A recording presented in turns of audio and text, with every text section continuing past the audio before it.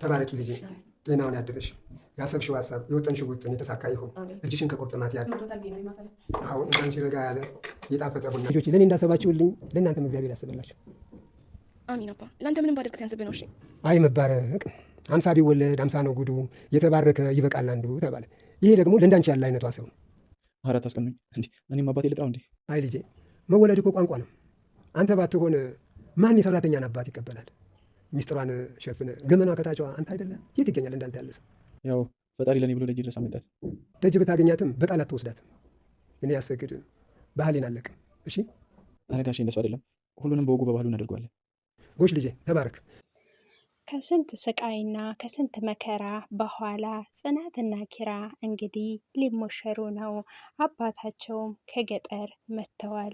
የጽናት አባትም ልጆቻቸውን ለመጠየቅ ከገጠር መጥተዋል። የጽናትና የኪራን ግንኙነት እንግዲህ ደስ በሚል ሁኔታ አባታቸውም ተቀብሏቸዋል። ነገር ግን በወግና በማዕረግ ነው እንድትጋቡ የምፈልገው ብሎ ማሳሰቢያ ሰጥተዋል። እነትና ክብሮምም እንግዲህ ነቆራቸውን እንደቀጠሉ ነው። ክብሮም ከሰናይት ጋራ ለመቀራረብ በጣም ጥረት እያደረገ ነው።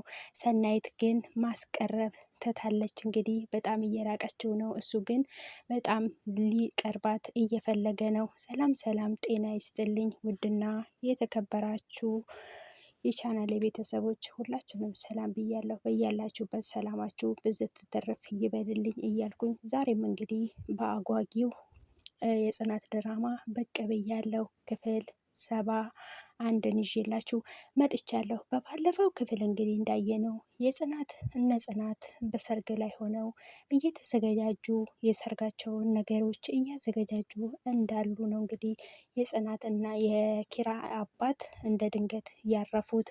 ዛሬ ግን የኪራ አባት እንግዲህ ሰርጋቸውም ተደናቅፎ ነበረ።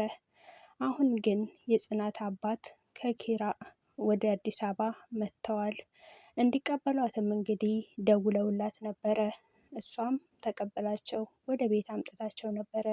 ነገር ግን እቤት ሲመጡ በጣም ደስ የሚል ሁኔታ ነው የታየው እና የነኪራ ቤተሰብ ተሰብስቦ በተቀመጡበትና ቡና ተፈልቶ እየተሳሳቁ እንዳሉ ጽናት አባት እንግዲህ ጽናት ተማሪ እንዳልሆነች ሁሉ እየነገራቸው ነበረ።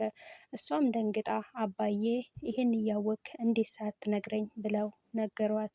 እሷም አይ ችግር የለውም ይህን ሁሉ እኮ አውቃለሁ ብሎ አለ አባትም። እሷም እንግዲህ ይቅርታ አባዬ እያሉ ነው። ከዛ እሳቸውም አይ ምንም ችግር የለም ለኔ ብለሽ ነው ይህን ሁሉ የተሰቃየሽው እኮ ይላታል አባትም። ጽናትም በጣም ውስጧ ተሰብረዋል። ግን ከዛ ቡናም እየተፈላ ነበረና ቅዱስም ምንድን ነው እሱ ሴቶች የለም እንዴ ቡና አይፈላም እንዴ እያለ ነበረ ወጥቶ የሄደው። ሲመለስ ደግሞ እንግዲህ 3ኛ ቡና ላይ ነው የደረሰው። ምን ነው ቡናው ስንተኛ ነው ሲባል 3ኛ ነው አለ። ከዛ የጽናት አባትም ልጄ ቡና ትወዳለክ እንዴ ይሉታል። እሱም አዎ እሱ እያረረ እኛ እንጠጣለን ይላሉ።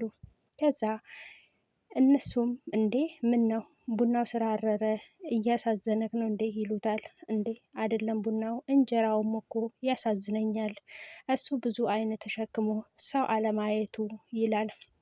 የጽናት አባትም ተገርሞ እኛ ያላየነው አንዳንድ ሰዎች ያዩታል ብሎ አለ። እንግዲህ የቅድስ ቅኔ ምን እንደሆነ ገረባቸውና ማን ይፍታ ሲባል የጽናት አባት ይፍቱ ተባለ። ከዛ እሳቸውም አይናችን ተሸክምናት እየሄድን ግን ቅንድባችን አታይም አሉ።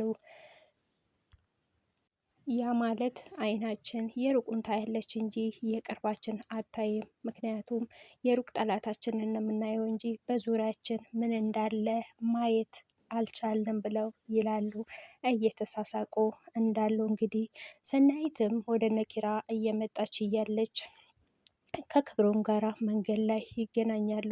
እሷም እንግዲህ እሱን ከሩቅ ስላየችው ስትደናበር እሱም ከጎን ሆኖ ይገጫታል። እሷም እንግዲህ አይ እንግዲህ ጀምረክ ደግሞ እኔ ላንተ ብዬ ራሴ እንትማ ማጥፋቴ አይቀርም፣ እገጫለሁ፣ አንገቴ፣ ምኔ፣ እጄ፣ ሁሉ ነገሬ አይቀርም ትለዋለች። እሱም አይ ተጠንቀቂ የኔ ኮሰረት ይላታል። እሷ ግን ኮሰረቴ በሚለው እንግዲህ በጣም ትናደዳለች። ክብሮም ግን አሁንም ቢሆን አልተፋታትም። እሷም ኩሽና ገብታ ውሃ እየጠጣች እያለች ምንድን ነው አረቄ ነው እንደምትጠጪው ይላታል። ከዛ እሷም አለቃዬ ቦርጫም አልኩት አላልኩት ምን አገባክ ትላለች። እንዴ አረቃሽን ቦርጫም አልሽው ይላታል። ከዛ እሷም ደንግጣ ከዛ ወይ አውቄ ነው አልሰማክም እንዴ አለች። ከዛ እሱ በይ አታስተባቢ እኔማ ገብቶኛል ኮሰረትና የከሰረት ጓደኛ እያለ እንግዲህ በጣም ያበሽቃታል። እሷም ደግሞ በጣም ተናዳ ኮሸረት ይብቀልብክ ሂድልኝ ካጠገቤ ትለዋለች። ጽናት አባት እንግዲህ ወደ እነ ኪራ ቤት ከመጡ በጣም ቆይተዋልና ከዛ ጽናትም አባዬ ዛሬ ንደር ትለዋለች። አንዴ አንቺ እኮ ቆይ አባዬ እያልሽ እኮ ከፍቶቼም ተረሱ፣ ስለዚህ ዛሬማ መሄድ አለብኝ ይላሉ። ኪራም እንግዲህ ከፍቶችን የሚቆጣጠር ሰው ለምን አንቀጥርም ካልሆነ ይሏታል። ከዛ አባታቸውም አይ መሄድ አለብኝ ይላሉ። ወዲያውኑ ለናሆሜ እንደደውሎለት ሊሄዱ እንደሆነ ይነግሯቸዋል። ናሆሜም የጽናት አባትን ይዛችሁኑ ቤት ማየት አለባችሁ ይላሉ። ከዛ ኪራም እሺ እንመጣለን ይላሉ። አባትም በጣም አመሰገኑ። እዚህ እኮ በጣም አስተናግደውኛል፣ ምግብ እንደሆን እምቢ ብሎኛል፣ እንዲህ ልፎ ብሏቸው ነው እንጂ እኔ እኮ ምግብ አልበላም ይላሉ። የጽናት አባትን የሚያከብረው ኪራ እንግዲህ እርስዎ እኮ አባት ናቸው፣ መከበር አለባቸው። አባትም ልጆቻቸውን በጣም እያመሰገኑ ለአንተ ብዙ ነገር ቢደረግልክ ያንሳል አባዬ ትላለች ጽናትም። አባትም በጣም ተገርሞ ብዙ ልጅ ቢወለድ 50 ቢወለድ 50 ነው ትርፉ፣ አንዱ ይበቃል የተባረከው እያሉ እንግዲህ እሳቸውም ተረታቸውን እየተረቱ ጽናትም እንግዲህ እንዴ አስቀናችሁኝ እኮ ይላል ኪራም። ከዛ አይ መወለድ ቋንቋ ነው አባቴ፣ አንተ እኮ ሁሉ ነገሯን ችለክ ሚስጥሯን ችለክ እኮ ነህ እየተቀበልካት። ማን ነው እሱ የሰራተኛውን አባት የሚቀበለው ይላል። ከዛ አባትም አረ ችግር የለውም ይሄ እኔ እግዚአብሔር ነው እስከ ቤቷ ድረስ ያመጣልኝ ይላል ኪራም። ከዛ አይ ቤትክ ድረስ ብትመጣም በደጅ አትወስዳትም ወግና ማዕረግ አለው ይላሉ የጽናት አባትም። ኪራም አረ ችግር የለውም በወግና በማዕረጉ እናደርጋለን ይላል ኪራም። አዎ ሰውም እንዳይረግማችሁ የጠባጡትም እንዳያዝንባችሁ ሁላችሁም በስርዓት ነው መሄድ ያለበት ይላሉ። አባ አንተ እኮ በጣም ጥሩ ሰው ነክ ይላል ኪራ። እስቲ አሁን እግሬ የተሳሰረ እስቲ ሄድ ልበል ይላሉ። ጽናትም ቆይ አብሬያችሁ ሊሄድ ብሎ አብረው ይወጣሉ። ኪራም ብቻውን ቁጭ ብሎ ጽናት ሁሉን ነገር በግልጽ ነገር ስለነገረቻቸው ኪራም በጣም ደስተኛ ሆነዋል። ሰናይትም እንግዲህ ቦርጫም ብላ የስራ ባልደረባዋን ስላለች ከስራ ተባራለች።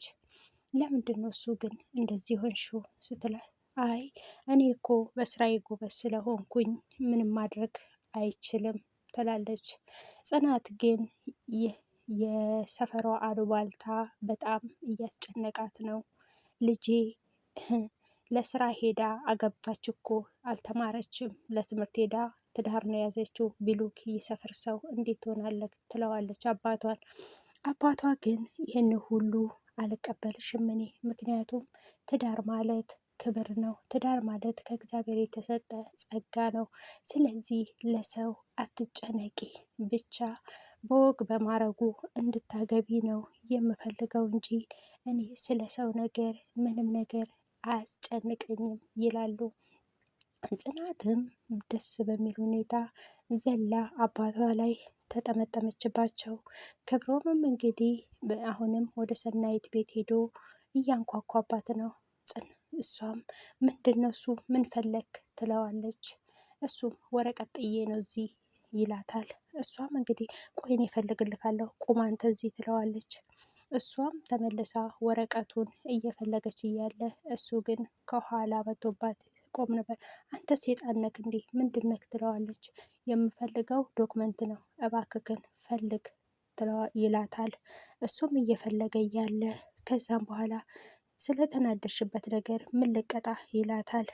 እስቲ ቆይ ትንሽ ላስብበት ትልና ምን ነው የፍቅር ጥያቄ እኮ አላቀረብኩልሽም ምኑን ነው የምታስቢው ይላታል። ከዛ ካሰበች በኋላ ቆንጆ ምግብ ሰርተህ አብላኝ አለችው። ለዚህ ነው ይሄን ሁሉ ስታስብ እና ስታሰላስል የቆየሽው ይላታል ክብሮም።